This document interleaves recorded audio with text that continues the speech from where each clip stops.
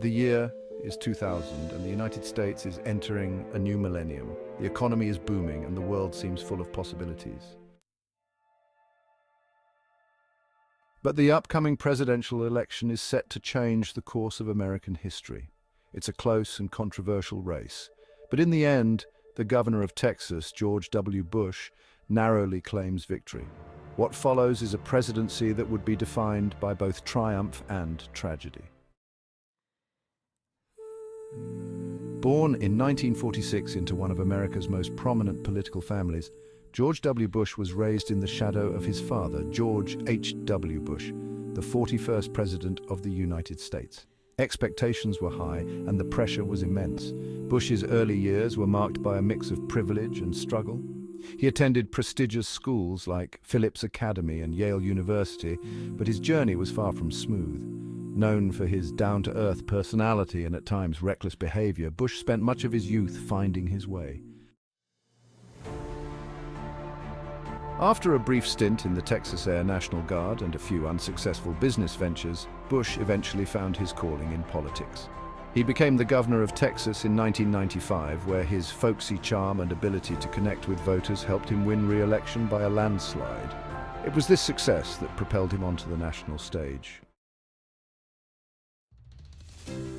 When Bush was inaugurated as the 43rd President of the United States in January 2001, the nation was at peace and the economy was strong. But everything changed on the morning of September 11th, 2001. The terrorist attacks on the World Trade Center and the Pentagon shocked the world and thrust Bush into the most challenging moment of his presidency. In the days that followed, Bush stood at ground zero, bullhorn in hand, rallying a grieving nation. "I can hear you. The rest of the world hears you. And the people who knock these buildings down will hear all of us soon," he declared. It was a defining moment of leadership that would set the tone for the rest of his presidency. Bush swiftly launched the war on terror, sending US forces into Afghanistan to dismantle the Taliban and hunt down al-Qaeda leaders. But the war effort didn't stop there.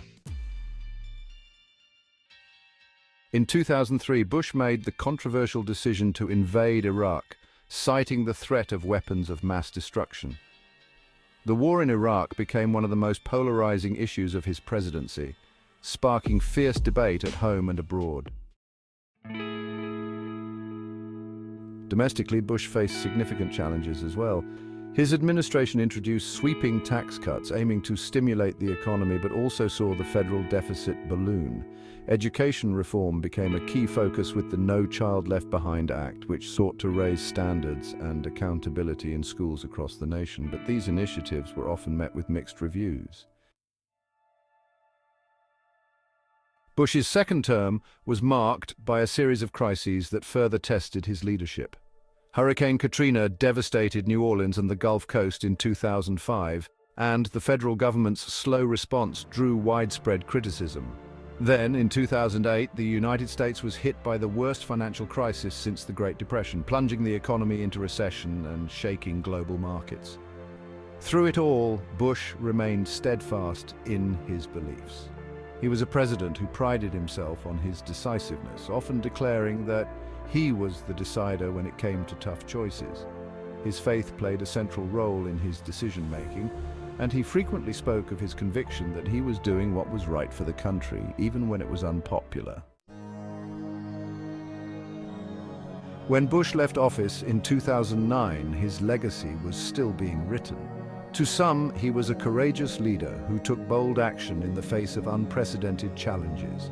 To others, his presidency was marred by divisive policies and costly wars.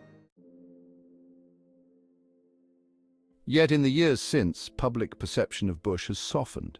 He's become known for his post-presidency work, including efforts to support veterans and combat AIDS in Africa, as well as his unlikely friendship with Michelle Obama, which has captured the public's imagination. Today, George W. Bush is remembered as a complex figure, a man who led the nation through one of its darkest hours, but whose decisions also sparked debate that continues to this day.